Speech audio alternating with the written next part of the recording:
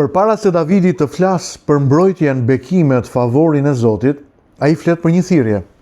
Përpara se të kërkoj dorën, mbështetjen e Zotit, ai kërkon të dëgjoj zërin e Zotit.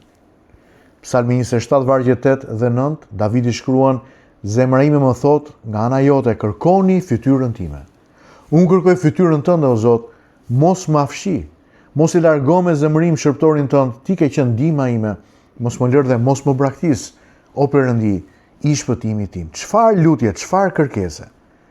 A dini se një nga tragjeditë më të mëdha të jetës nuk është një njeriu nuk e gjen Perëndin. Tragjedia më e madhe është kur Perëndia e therrret njeriu, por njeriu nuk përgjigjet. Bibla na zbulon një të vërtet mahnitse.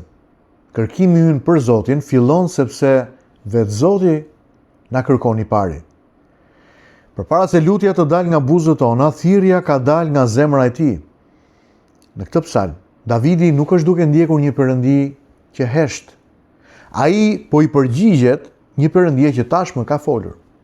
Tregohet historia e Shën Agustinit, një nga etrit më të mëdhenj të Kishës, i cili kaloi vite të tëra duke kërkuar kuptimin e jetës. Agustini provoi filozofin, retorikën, kënaqësitë e botës, ambicjet njerëzore. Sa më shumë kërkonte lumturinë larg Zotit, ky njeri akoma më shumë ndiej bosh. Në veprën e tij Rrëfimet, Agustini shkruan fjalët që kanë mbetur të pavdekshme. Ti na ke krijuar për veten tënde, dhe zemra jonë do të vijojë të jetë e shqetësuar derisa të gjej pushimin tek ti. Agustini kuptoi se nuk ishte ai që kishte kërkuar fillimisht Zotin, por ishte Perëndia që kishte trokitur në zemrën e tij prej shumë kohësh. Ai vetëm në fund i përgjigjet thirrjes që dëgjon këtu në zemrën e vet. Kjo është pikërisht ajo që ne shikojmë tek Davidi. Miqtë e mi të dashur, vargu në këtë psalm fillon me një urdhër hyjnor. Cili është urdhri? Zoti thot kërkoni fytyrën time.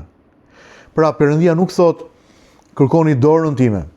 Ai nuk thot kërkoni bekimet e mia. Ai nuk thot kërkoni dhuratat, mbështetjen, favorin, mbrojtjen time.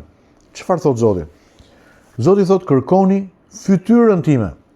Çfarë do thot kjo? Në kulturën biblike, fytyra përfaqëson praninë, marrëdhënien, afërsinë personale me Zotin. Shumë njerëz kërkojnë atë që Perëndia mund t'i jap, por pa kërkojnë vetë Perëndin. Pra shumë kërkojnë dhuratat, po jo dhuruesin. Davidi përgjigjet me një herë. Çfarë thot ai?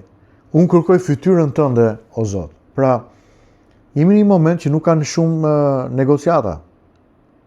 Nuk ka shumë hapësira për diskutuar, apo jo? Madje nuk ka as justifikime. Kjo është bindja e menjëhershme e një shpirti i cili kërkon thellësisht Zotin.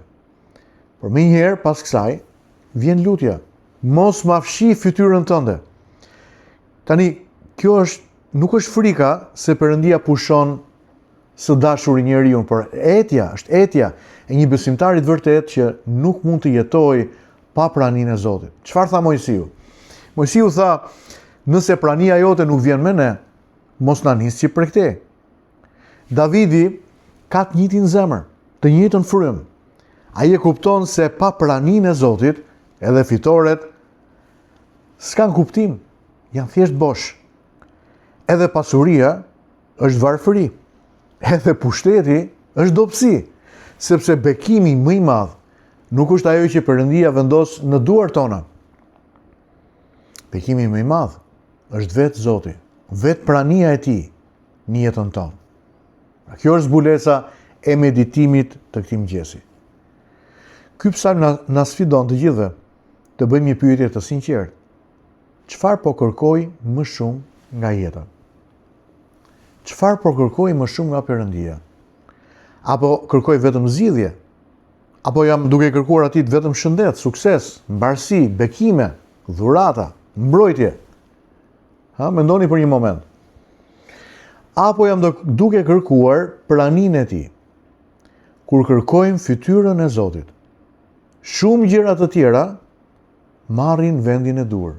Frika humbet forcën në jetën tonë. Ankthi zbutet, depresioni largohet. Vendimet bëhen të kthjellta, të qarta, sepse prania e Zotit kur na mbulon, mundëson që ne të shikojmë realitetin e jetës me sytë e besimit.